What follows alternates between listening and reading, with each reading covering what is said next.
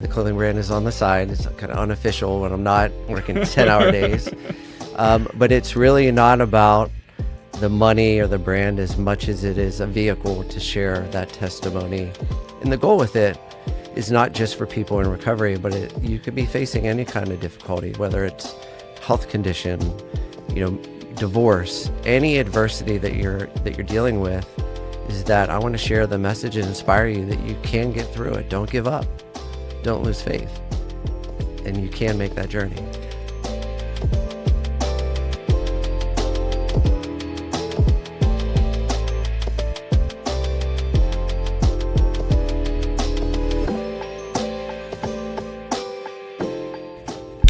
What if the lessons you learned on the football field, grit, sacrifice, and even the will to get back up, turned out to be the exact blueprint for leading others and yourself? Sometimes transformation doesn't start with business projects or organizational strategies. Sometimes transformation starts from within. And today's guest didn't just play the game, he earned his place on the field. From walking on at the University of Pittsburgh with nothing but determination, to earning a scholarship and lettering 3 years, all while fighting through injuries that could have taken most people out. Tim learned early that resilience isn't an option, it is necessary. Tim, welcome to the show. It's great to be here. Thanks for having me. So, Tim, I have heard such wonderful and cool things about you, Yes. But I would like to share some of that story with my audience. So who the heck is Absolutely. Tim? Yeah, so Tim, I'm originally from Pittsburgh. As you mentioned, growing up, played football, played sports, but also was really focused on academics. And out of high school, my priority was playing football at a Division III level within good academic schools. So I looked at Carnegie Mellon was one of my final schools, and Franklin and Marshall, which is in Central PA, and then the University of Pittsburgh. At the time, I thought I'd be a dentist. So good pre-dental. From dentistry To HR. HR. Yes. Okay. We'll have to unpack that later, Yes. but please keep going. So as a student, I went in and walked on the football team, and I'll never forget, I was trying out for special teams, so I was a receiver, and I remember them telling me, kind of laughing, like, Tim, we're good, we don't need another punt returner. And I was a little bit stubborn, but I persisted, so I just stayed out with the group, and within it was maybe 2 weeks, there was 3 of us left returning punts. And that was really my entry into where I could find a spot on the team. And I was a special teams player, so I was returning punts. I have no clue, by the Yeah. way, Tim, what return to punt means. Yes. I am weird, okay? Yeah. I have watched football in my life probably less than 6 times. Okay. Intentionally. Yep. Okay. Okay. I don't know anything about Right. the roles, but what I do know is that there's this huge camaraderie around team structure and Yes. building and relying on each other. Absolutely. So my assumption is you probably have taken some of that into the world of HR. I have. Our motto, we had a new coach in 97 when I walked on the team, and that motto was teamwork, commitment, and pride. And what a lot of people may not experience or recognize within a football team is you're only as good as your weakest player, and it's a team. So a lot of the traits and characteristics that I carry from athletics, there's 11 players on the field at any given time. If one person on that roster is not doing their job, that play can fall apart. So the teamwork has been a huge component of really building great teams. And the business that we're in, we provide services, and those services are offered by people, and teamwork is a big part of that. The other aspects that I took away from athletics are, as you mentioned, adversity, resiliency, leadership. Those are all characteristics that in current day, as we're teaching our hiring managers, we want to interview for skill and competency, but we also want to interview for the non-trainable attributes, work ethic, resiliency, teamwork. And that's really what helps to make a great team. So when you think about teamwork, obviously in your line of business, Yes. you all are chaperoning people's transformation, their personal Right. transformation through recovery, Yes. providing services. Yeah. I'm wondering for your team, like, have any of you all ever experienced addiction yourselves? Yes. So I myself have experienced addiction through college athletics. I tore my ACL, so I had 2 knee surgeries. I do know what that is. Yes. I don't know what the sport is. So very significant. Had Yeah. 2 knee surgeries. They wanted to do a third. I said no. Everybody had told me to quit. But through that, I persisted, earned a spot on the team, earned a full athletic scholarship. But I also dealt with a broken collarbone. And then I had separated my shoulder my senior year, and because I already Did you just not like? I was a little guy, so Division I sports, you know, as a punt returner, you're the guy that's standing there by yourself catching the ball and then trying to dodge all the players coming down that are really looking to kill you, and it's about catching the ball and about doing being something with quick. it. Okay. And interestingly, I separated my shoulder playing Penn State. It was a big rivalry, and I separated the shoulder. They rolled it back into place, but I knew later at the end of the season I had to have the shoulder surgery. So part of that journey was persistence to prove people wrong that I couldn't do the job of playing Division I football. And so the injuries, everybody thought I should quit, but I transformed that into work ethic. And, you know, I'll tell you a quick story. We had a conditioning test every year before we had 3-a-days. And that test included running 15 110-yard sprints. So it's basically running the football field plus the end zone. And so I'm a walk-on. This was after I had the 2 knee surgeries.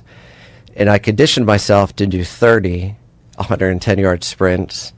And then the rest period was generally about 45 seconds to a minute. I'd conditioned myself to do it with 30 seconds of rest. All with the idea that if I can do this and condition myself, I want to be out front. Mm-hmm. So they say, who's that guy out front? And so we did the test. Interestingly, there were, I think there were 14 or 15 reps. And if somebody was cheating or they bent over, they didn't count it. So we ended up running a total of 22 110-yard sprints. And each time I was out in front. And I use that and I share that as an example of, in the workplace, there are things that we can control. You may not have experience, you may not have a certain background, but the things that we can control are work ethic. And that can be the difference between earning a job and being successful in that job as well. So I have to ask you, when you think about, you know, you've talked about resiliency, you've talked about being in recovery. Yes. You've talked a little bit about earning your place. What would you say to young Tim? Yes. You know, Yes. looking at your career, you were at Dick's Sporting Good. Yes. You've been all sorts of places. You've grown outside of athletics. Right. What would you say to young Tim who was focused in on maybe dentistry or maybe playing football Right. about the career you built and the life you built at this point? Yeah. I'd say the number one thing is be okay with being vulnerable about where there may be opportunities in your life. For me, you know, I didn't realize during my addiction that it was a brain disease, and I was very ashamed. I thought it was a moral character flaw, and because of that, I delayed ultimately when I was able to seek and gain recovery. And looking back, I wish I would have been a little bit more vulnerable on myself asking for help, because as an athlete, you don't really ask for help. You have to perform at that level. Yeah.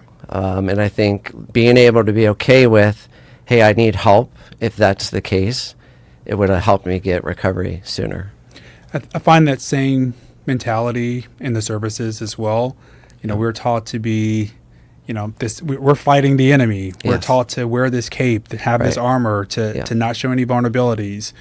And in many cases, there are so many soldiers that need help, Yes. that are seeking that help, that just don't know how to say it, don't know how to Right. communicate it, don't Yeah. know how to find it. Obviously, there's tons of services through the VA and through our units, but sometimes even though the signs are there, Right. it doesn't mean that a person feels comfortable to action them. Right.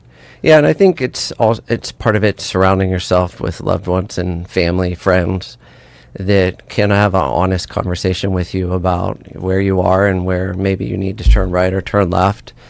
I think that's a critical part of it. But I think it's also, you know, as 18-year-old Tim deciding to be a dentist, and then here I am as CHRO for American Addiction Centers. Part of that pathway is just you need to let life happen, and being okay with that your path in life will often find you before you find it. and just go with it. My friend calls this in-purpose accidents. Okay. I like so that. Nikisha Hicks, she's a wonderful HR guru here Yes. in Middle Tennessee. She says it's Right. in-purpose accidents. Yes. Nice. That the design of it was always going to happen. You just needed to allow it to, while Right. also having some perseverance and some accountability and Yes. some stick-to-itiveness, some grit on Yep. yourself. Yep. So that's awesome. So I'm going to kind of go through some of these, Tim. I have questions for you. Okay. Okay. Let's do it. So, comedy or drama? Comedy. Really? Favorite comedian? See, I'm not, well, between the two, I'd pick comedy. Okay. I can't say I have a particular comedian that I follow. Okay. But I'd pick that over Okay. drama. Drama's not your thing. Yeah. Okay. I like documentaries. Be I like best. documentaries. Yes. Okay. Yeah. Camping or or glamping? Neither. Neither. Yes. Okay. I live a pretty simple lifestyle. Okay. I don't mind camping. I do like to fish. Okay. But probably neither.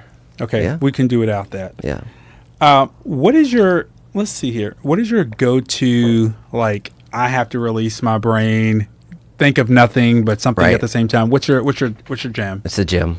It's the gym. Yes. Okay. I mean, I work out. Yes. Okay. Yeah. I probably could gym more. Okay.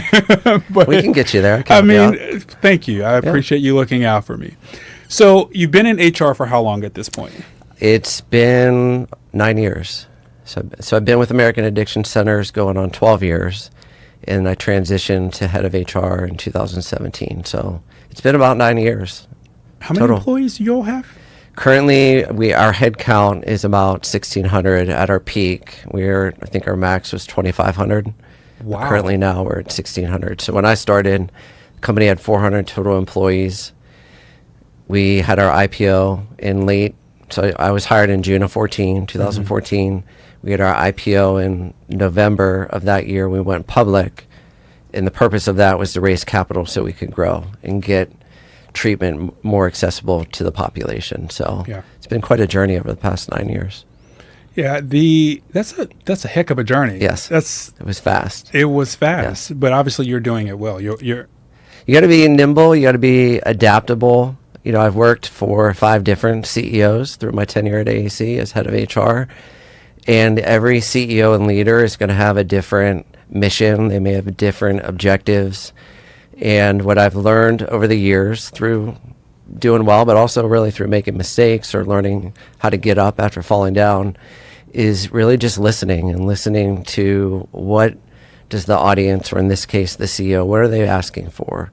What are those objectives? And then as leaders, our job is to find solutions and build solutions. So emotional IQ is one of those traits that I found you have to be really good at to listen and also be able to adapt to what the business needs. Yeah, going back to Nikisha here, she Yes. also, I'm going to have a whole quote of things Nikisha says, Okay. but I'll have to meet her. she says that flexible people never get bent out of shape. Yes. So that adaptability obviously Right. is a part of how you've been so Yes. successful over the last few years. Yeah. One of the things our coaches used to teach us, if you take care of the little things, the rest will fall into place. And, being flexible is not about, undermining, your traits or what you stand for, but we're in the business of helping people and saving lives. And that's a good journey, and everybody's a little bit different how they do it, but I found that being consistent in what you do is important as a leader. And it was the same way on the football field. How I earned the scholarship was really through I was consistent. They could rely on me to catch the ball, not fumble the ball. And it's the same way in the business place, where we have tasks, we have deadlines, and it's really about getting them done on time. And also raising your hand for help if you're unclear about something, whether it be direction from a CEO or executive leaders. It's really just being aligned and understanding what is the objective and how do we get that done. Yeah, I saw this post some time back around like leaders or future leaders bring solutions. Yes. They find solutions. Right. They create, they Yes. manufacture Yes. solutions. And That's if right. you can be a person that has solutions Yes. versus just problems, Right. you will go far in your career. Yes. So I totally believe in that. So, Tim, we're going to do this thing here called Rapid Fire. Okay. Okay. I want the first thing that comes to your mind, and we'll judge you silently. Okay, fair enough. All right. If your life was a movie, what would the title be called? Don't give up. If you could go back and tell young Tim one thing, what would you say? Be okay with failure. Favorite type of exercise? That's a good one. Probably weightlifting. Okay. Okay, Yeah. you're trying to get swole? I do the cardio. No, I lift more for aesthetics. Okay. I used to lift heavy weights as an athlete, but lifting weights. I'll do cardio every once in a while, but mainly weight training. Sneakers or dress shoes? So I love sneakers. I like some Jordans. Okay.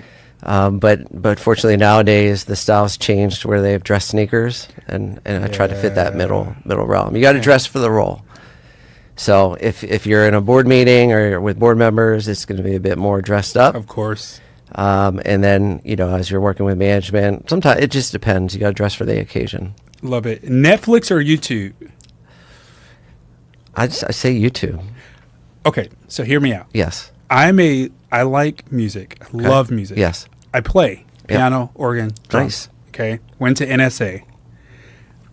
I can listen to pre-recorded things, but I actually love live music. Okay. And I love right. live music. Yeah. I like to listen to the flaws of it. I think it's what makes the music human, if you will. Yes. So love YouTube, and plus Law and Crime is on Yeah. YouTube. So I You kind get a good variety. I listen to music on YouTube in the mornings, and then I love watching documentaries in the evenings. they win there. Shopping in store or shopping online? Depends what you're buying, but I do like to touch and feel the products I purchase, so Okay. I'd say in store. All right. Yeah. Tim, you have 2 cards in front of you. Okay. That basically means that you get to ask me 2 questions. Awesome. You All have right, the floor. here we go. There's nothing on there. You get to make them up. Got you. So what would be a piece of advice that you give yourself 10, 15 years ago? Oh my, I've been asked a lot of questions. I've not been asked that. Yeah. Something I would, I had a, just be you. Just be you. Okay. I love my life. I love how it's architected itself and my inputs into helping to shape it.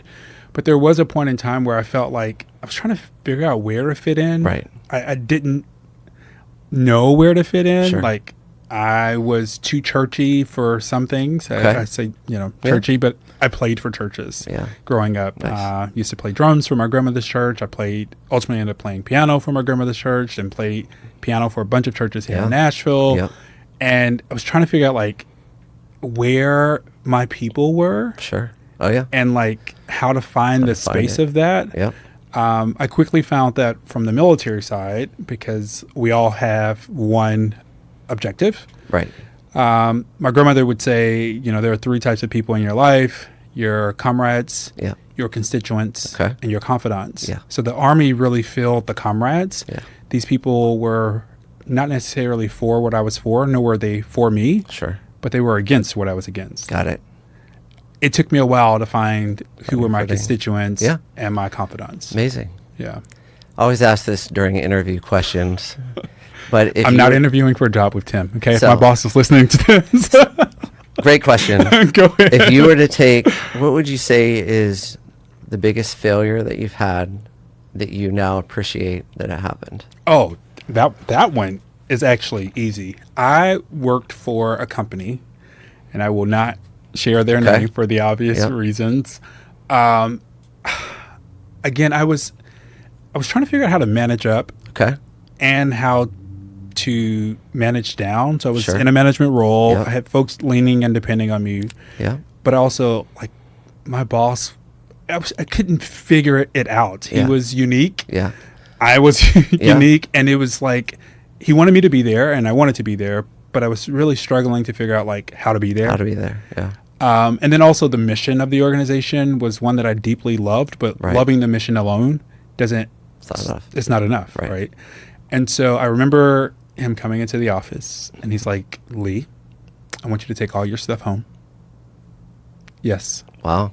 take all of your stuff home. Do not come back Wow. until you figure out if you really want to be here. Ah. And I'm like, so am I fired? He's like, I want you to take all of your stuff home. Yeah. If you decide you do not want to be here, we will not see you again. But if you do, But if you do, yeah. we'll see you back here in a week, ready to do this Wow. work. I like that. And I remember getting my box, Yep. going downstairs, and I'm closing my eyes because I can remember. I mean, Sure. it's been a decade plus ago at this Right. point. And I remember going downstairs. We had these shared bathrooms. So we had gender bathrooms and this kind of shared bathroom. Yeah. And I remember shutting the door. It was the only one that was private. Shut Okay. the door, locked the door, and I remember sliding down the wall. Mm. It was like one of those like Lifetime That moment. movies. Yeah. And it was like, do I want to be here? What about this work do I love? Right. What about this work is giving me like heart palpitations? Yeah. Because the mission alone Right. is not enough. Right. And so I stayed out of work for the week, went back, and then sometime later, I told him when I came back, I'm like, hey, I am going to have to Ready. find Yeah. where I fit in the world. Sure. And where I fit, particularly as it relates to like HR or HR technology. Yeah. Am I functional? Am I technical? Right. Do I like to be the guy behind the guy? Right. Or do I want to be the guy? Right. It's big. Yeah. It's a big difference. Yeah. Big difference. And so yeah, that was it. It's awesome. Did I get the job, Tim? Yeah. Would I have gotten the job? Yeah. Well, it's, as HR leaders, I'll share that, our jobs, especially when there's performance issues, we teach our leaders the purpose of performance management is not to be punitive, but it's to lift. Yeah. And we see it often with salespeople where they'll get into a sales position and they're not doing well. And rather than take a punitive approach, sometimes we'll position the conversation in a very easy way with the employee to say, look, we want you to be happy in your role. And if you're not happy in the role as a sales professional, that's okay. And so it's empowering them. So and oftentimes in these scenarios where we've done this, you can just see the relief pour out. Because they're carrying a weight. They're carrying the weight of like, I'm afraid to say this isn't for me.